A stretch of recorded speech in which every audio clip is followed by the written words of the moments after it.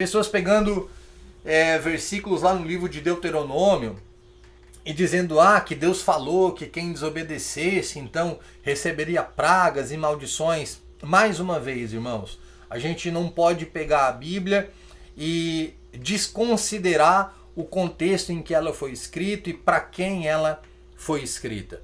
Aquilo está se referindo ao povo de Israel, a sua desobediência à lei de Moisés.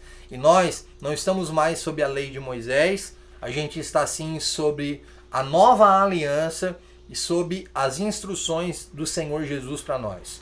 Então eu queria chamar a atenção de vocês, chamar a atenção no bom sentido de instruir vocês, que vocês se apercebam que muita gente usa esses momentos de aflição para aparecer no cenário como o grande profeta que avisou, que viu, o grande homem, a grande mulher espiritual que viu na palavra que está acontecendo. O que essas pessoas querem, na grande maioria das vezes, é impressionar a gente. É que a gente pense assim, meu Deus, que homem e que mulher de Deus que está falando essas coisas. Tá? Então cuidado com esse tipo de coisa. Essas pessoas que estão usando a palavra para dizer que o coronavírus é uma ira de Deus, é um castigo de Deus, elas estão sendo instrumentos não de paz, mas instrumentos de terror. Pessoas estão ficando aterrorizadas. Por quê? Porque a única esperança que o ser humano tem é Deus. Aí aparecem esses homens e essas mulheres dizendo, olha, Deus é o causador de toda essa desgraça que está acontecendo no Brasil e no mundo. Então, se Deus, que é a última esperança, é o causador da desgraça, as pessoas então elas vão mesmo entrar em pânico, não tem outra coisa a se fazer.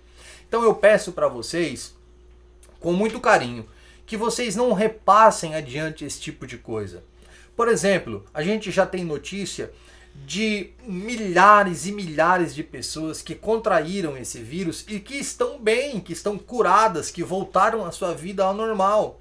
Então eu proponho para vocês, ao invés de a gente propagar o caos, propague a bênção e mostre para as pessoas que não é o fim do mundo. Eu não estou dizendo que é uma gripezinha, eu não estou dizendo que não é sério, mas o que eu quero que vocês me entendam, a minha visão como pastor de vocês, é que a gente propague a paz e não que a gente propague o caos para as pessoas. Nós olhamos para a palavra de Deus, por exemplo, no livro de Ezequiel, no capítulo 18 e no versículo 20, lá está escrito assim, ó, a alma que pecar, essa morrerá. Eu fico pensando e eu convido vocês para refletir nisso. Preste atenção no que eu vou dizer. Como que Deus ele vai enviar uma praga sobre a terra, Deus vai inventar, Deus vai criar uma praga, Deus vai enviar essa praga para a terra e pessoas que são justas vão morrer por causa dessa praga. Por exemplo, a gente tem informação de crianças que morreram e provavelmente, infelizmente, outras ainda vão morrer por causa do coronavírus. Eu pergunto para você que tem um filho, você que está aí em casa agora, está com a sua filha, está com o seu filho, que é uma criança e que não tem nenhuma maldade. Deus o livre, irmãos. Eu não estou dizendo que quero que isso aconteça. Deus o livre. Mas se acontecer do seu filho pegar, Deus o livre, seu filho vem a falecer por causa do coronavírus, você vai dizer que Deus colocou esse coronavírus no seu filho, que é uma criança pura, que não tem maldade? Com certeza você não vai enxergar Deus como o causador da morte do seu filho. Então a gente não pode ser irresponsável em olhar para a desgraça dos outros, para a desgraça na família dos outros e dizer, Deus está castigando o mundo, Deus está derramando a ira sobre o mundo, já que sobre a nossa casa a gente não aceitaria essa opinião. Então vamos ser responsáveis, irmãos, e não vamos usar o caos para gerar mais caos. Que a gente seja profeta da paz nesse momento. Amém? Nós estamos vivendo um tempo difícil em que já existe muita ansiedade no mundo e isso tem trazido ainda mais ansiedade para as pessoas. Mais ansiedade. Que nesses momentos a gente se apegue nas promessas de Deus. que a gente use a meditação bíblica como um recurso para aliviar a nossa alma. O que significa meditar nas Escrituras? A meditação cristã, ela é diferente da meditação oriental. Se você pegar os budistas, por exemplo, e outras religiões orientais, o que é para esses povos e para essas religiões a meditação? É esvaziar a mente. Então eles vão para um determinado lugar, ou até mesmo na sua casa, e eles ficam concentrados tentando esvaziar a mente, fazendo com que todos os maus pensamentos saiam de suas cabeças. Então a meditação oriental é esvaziar a mente. Mas qual é a meditação cristã? Qual que é a meditação bíblica? É o contrário, é encher a mente. Ao invés de esvaziar, é encher a mente. Mas encher a mente do que, pastor Sidney? Encher a mente das promessas de Deus. Encher a mente da palavra de Deus. Encher a mente de pensamentos sobre quem Deus é para nós e todo o bem que Ele quer para nós.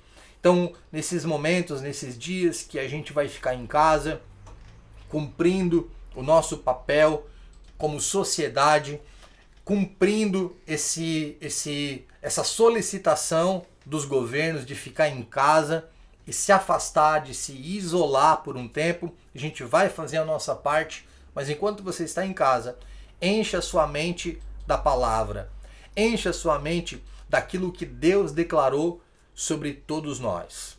Amém? Eu tenho ainda mais algo a dizer para vocês aqui, que eu creio sim na ira de Deus. Eu creio. Não pensem em vocês, talvez tu está assistindo até agora esse vídeo e talvez já deve estar pensando assim, ó, o nosso pastor é daqueles que só pregam amor. O nosso pastor é daquele que só prega as bênçãos de Deus. Irmãos, eu não sou alguém que vê Deus apenas com amor. Eu sim vejo Deus como alguém que tem ira. Eu acredito sim na ira de Deus, mas eu tenho que ser responsável com a palavra. E o que nos ensina a palavra de Deus é que o tempo da ira, ele ainda vai chegar. O tempo da ira, ele é para o futuro, para um tempo chamado grande tribulação.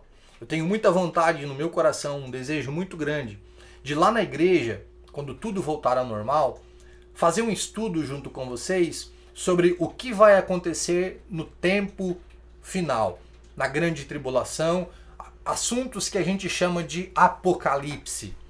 Eu gostaria muito de fazer esse estudo com vocês, mas nesse vídeo aqui, para que ele não fique tão longo, quero apenas dizer para vocês que eu creio sim na ira de Deus, mas na ira que vai ser derramada na grande tribulação. No livro de Apocalipse, vocês podem conferir isso aí na casa de vocês, no Apocalipse capítulo 16, versículo 1 e 2, a gente vai ver que um dia Deus ele vai dizer para os seus anjos que eles venham à terra e derramem sobre a terra as taças da ira de Deus. Numa mensagem simbólica, não é? Deus está dizendo, vai chegar um tempo em que a ira vai ser derramada sobre a terra.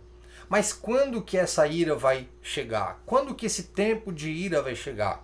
A gente lendo o livro de Daniel, no capítulo 9, a partir do versículo 24 a seguir, nós vamos ver que Daniel profetizou sobre um período de 7 anos, que é o tempo da grande tribulação, e que durante esses 7 anos, sim, a ira será derramada sobre a terra.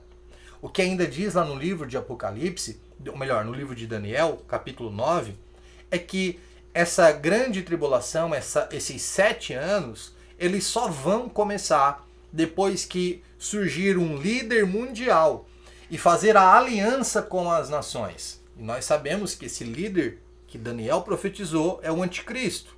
Eu pergunto para vocês, o anticristo já surgiu? Não, ele ainda não surgiu. Então a grande tribulação ainda não começou. E se o anticristo não surgiu, se a grande tribulação não começou, então a ira de Deus ainda não está sendo derramada sobre a terra. Então, mais uma vez eu repito, eu não sou apenas um pregador do amor. Eu creio sim na ira de Deus, mas nós ainda não chegamos nesse tempo. E mesmo assim, quando esse tempo chegar, nós temos uma promessa bíblica e eu quero que tu encha o teu coração. Eu quero que tu encha a tua mente com essa promessa que está lá em Romanos 5:9. Diz que Deus nos livrará da ira futura. Nós não seremos o alvo dessa ira. Amém? Encha o teu coração e a tua mente dessa palavra. Tranquilize o teu coração. Cumpra o teu papel como sociedade, como cidadão. Fique em casa nesse período de quarentena, mas fique com a sua mente cheia das promessas de Deus. Pegue na mão do seu cônjuge, a sua esposa, seu esposo, o seu filho, não sei quem está aí com você na sua casa, e eu quero fazer uma oração junto com vocês. Senhor Deus, eu estou aqui através desse vídeo ministrando uma palavra a esses irmãos, uma palavra de paz. E quero, Senhor, que os teus filhos creiam nessa paz. Quero que os teus filhos tenham a mente e o coração cheios dessa paz. Que toda preocupação caia por terra, que todo medo que não vem de ti caia por terra, e que os teus filhos, Senhor, sejam sim agraciados com a presença do teu Espírito Santo, aonde eles estiverem, e não somente nesse período de quarentena, mas para todos sempre, Senhor, que tenhamos a paz do teu Espírito Santo na nossa vida, na nossa mente, no nosso coração. Eu ministro, Senhor, sobre os teus filhos, tranquilidade. Amém e amém. Deus te abençoe, em nome de Jesus.